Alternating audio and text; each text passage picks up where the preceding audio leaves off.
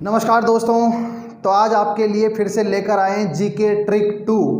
बाबर ने पानी पिया, खाना खाया, चंदा का घाघरा देखा और मर गया। दोस्तों बहुत ही मज़ेदार ट्रिक होने वाली है और ये बाबर का पूरा भारत का जो शासन काल था, भारत में जितने वर्ष रहा, कौन कौन से युद्ध लड़े, उसका जो शासन काल था पूरा का पूरा हमें समझ में आने वाला है केवल एक ट्रिक से।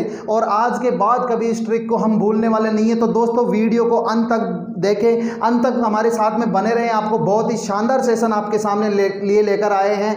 बाबर की बात करते हैं दोस्तों। सबसे पहले बात करते हैं बाबर था कौन। तो दोस्तों बाबर जो था वो मुगल वंश का संस्थापक था। किसका संस्थापक था? मुगल वंश का संस्थापक। मुगल वंश का संस्थापक था बाबर।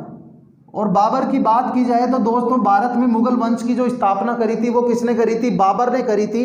बाबर की बात की जाए तो बाबर का जो पूरा नाम है वो नाम है दोस्तों जहीरुद्दीन मोहम्मद बाबर। क्या नाम है बाबर का? जहीरुद्दीन मोहम्मद बाबर। बाबर के पिता की बात की जाए तो बाबर के पिता का नाम था उमर शेख मिर्जा। उमर शेख मिर्जा जो फरगाना नामक एक छोटे से राज्य के क्या थे? शासक थे। और दोस्तों महज 11 साल की उम्र में बाबर ने उमर शेख मिर्जा की जगह गद्दी हथिया ली थी। यानी कि उसकी गद्दी पे वो बैठ गया था। किसकी गद्दी पे? उमर शेख मिर्जा की गद्दी पे बैठ गया था, जो फरगाना राज्य की गद्दी थी।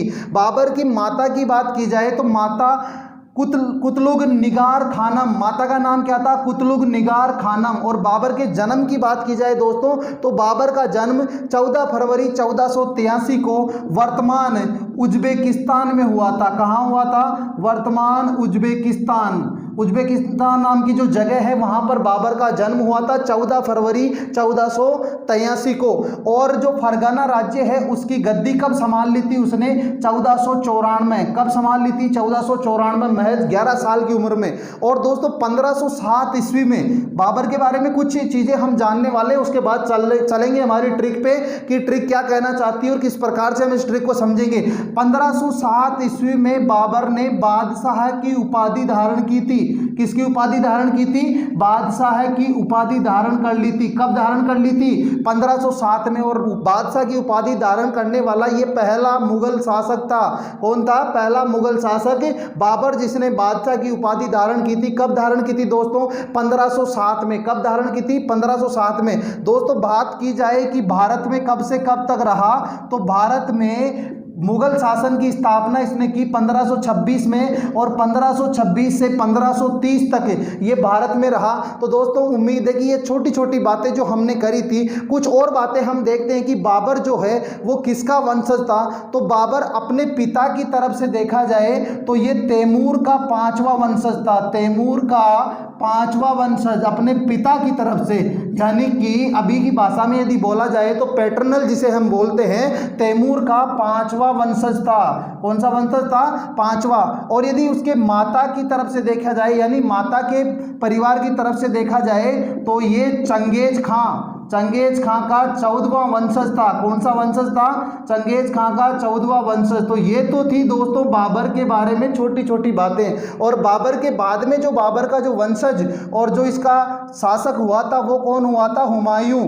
ये आप सब लोग जानते हैं। तो बाबर के बारे में छोटी छोटी चीजें हमने देखी। और अब हम बात करने वाले हैं ट्रिक की कि ट्रिक हमें किस प्रकार से और क्या समझाना चाहती है। तो दोस्तों बढ़ते हैं ट्रिक की ओर, करते हैं इस ट्रिक की कि बाबर ने पानी पिया, खाना खाया, चंदा का घाघरा देखा और ऐसा क्या देखा कि मर गया। तो दोस्तों बात करते हैं इसकी। तो इसके प्रत्येक शब्दों से हमने एक ट्रिक बनाई है।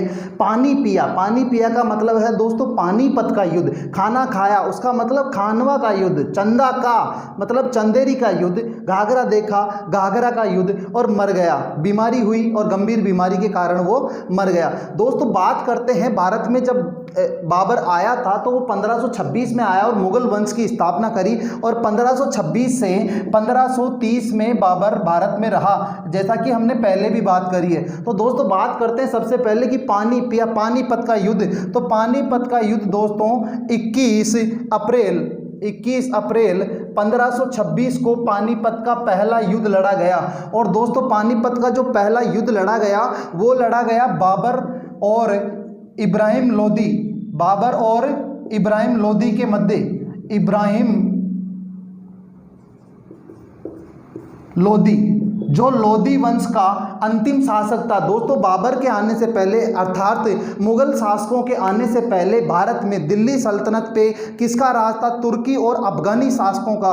और उन्हीं अफगानी शासकों में शासक हुए थे लोदी वंश के। और लोदी वंश का अंतिम शासक कौन रहा था? इब्राहिम लोदी। क्यों? क्योंकि पानीपत का जब युद्ध हुआ 21 अप्रैल 1526 में बाबर ने इब्राहिम लोदी की सेना को बुरी तरह से लोहे के चने चबाए। और कहा जाता है कि बाबर के पास 12,000 के आसपास सैनिक थे और उससे कहीं 8 गुना ज़्यादा सैनिक थे। किसके पास? इब्राहिम लोदी के पास।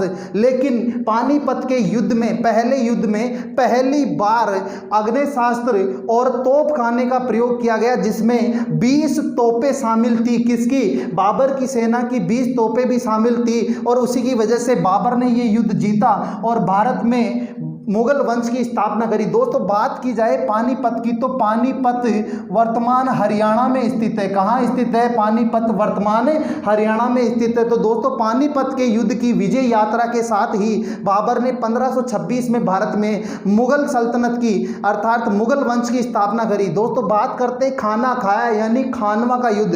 दोस्तों बात करें खानवा की, तो खानवा आगरा से 35 किलोमीटर दूर स्थित है। आगरा से 35 किलोमीटर दूर स्थित है। आगरा आप जानते हैं कहाँ स्थित है? वर्तमान यूपी में स्थित है। और खानवा के युद्ध की दोस्तों बात करी जाए तो खानवा का युद्ध 16 मार्च 1527 में लड़ा गया। दोस्तों ये सारे के सारे एक क्रमांक में चलने वाले हैं। आपने देखा पानीपत का युद्ध 1526 में, खानवा का युद्ध 1527 में, और आगे आगे भी हम देखते जाएंगे। ये बिल्कुल एक क्रम में चलने वाले हैं। और 16 मार्च 1527 को जो खानवा का युद्ध लड़ा गया, वो लड़ा गया बाबर वर्सेज मेवाड़ के शासक राणा सांगा के मध्य। किसके मध्य?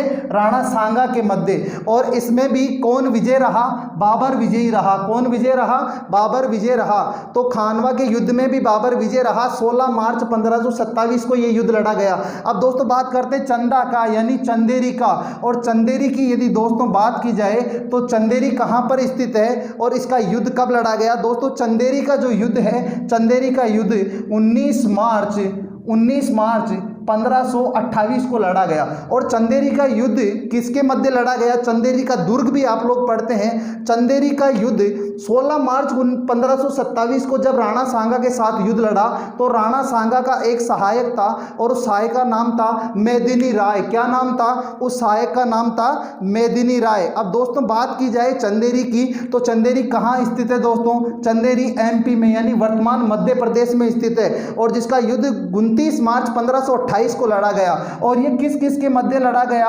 बाबर और राणा सांगा का जो सहायक था वो कौन था? मेदिनी राय। मेदिनी राय और बाबर के बीच लड़ा गया। और यहां भी विजय किसकी हुई? बाबर की विजय हुई। किसकी विजय हुई? बाबर की विजय। अब बात करते हैं घाघरा देखा और ऐसा क्या देखा कि मर गया। तो बात करते हैं दोस्तों घाघरा का युद्ध। तो घाघरा का युद्ध घाघरा नदी के तट पे लड़ा गया। कहां लड़ा गया? घाघरा नदी के तट पर।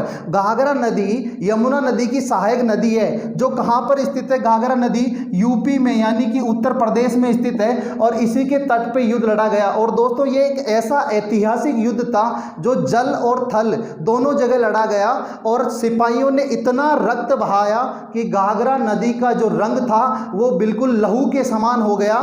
यानी इतना भी पता नहीं चल पा रहा था कि नदी में पानी बह रहा है या रक्त बह रहा है। तो दोस्तों घाघरा का जो युद्ध है वो लड़ा गया 6 मई 1529 में। कब लड़ा गया? 6 मई 1529। आप देखते आ रहे 26, 27, 28 और 29 प्रत्येक सन में यानी कि प्रत्येक वर्ष में एक एक युद्ध लड़ा। 4 महत्वपूर्ण युद्ध उसने लड़े, पानीपत, खानवा, चंदेरी और घाघरा का युद्ध 6 मई 1529 में। और किसके मध्य ये युद्ध लड़ा गया? ये युद्ध भारत के किसी भी शासक के साथ नहीं लड़ा। ये युद्ध लड़ा बाबर ने मोहम्मद लोदी के साथ। किसके साथ लड़ा? मोहम्मद लोदी के साथ। अब बात आती है कि मोहम्मद लोदी कौन था?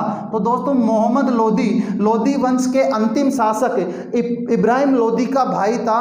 और यहाँ पर बाबर ने बंगाल और बिहार की संयुक्त सेना को मात दी। और इस युद्ध के तुरंत पश्चात यानी कुछ समय पश्चात ही बाबर को एक गंभीर बीमारी हुई। और गंभीर बीमारी होने के पश्चात 26 दिसंबर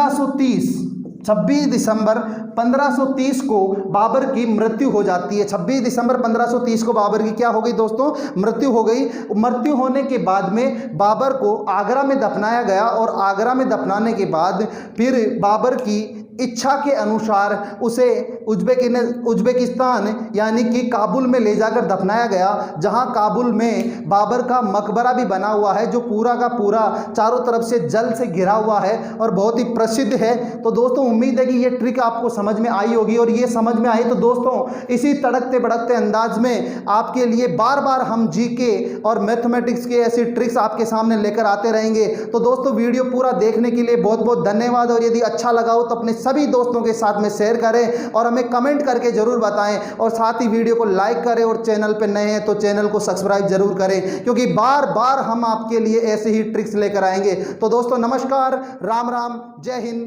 जय भारत।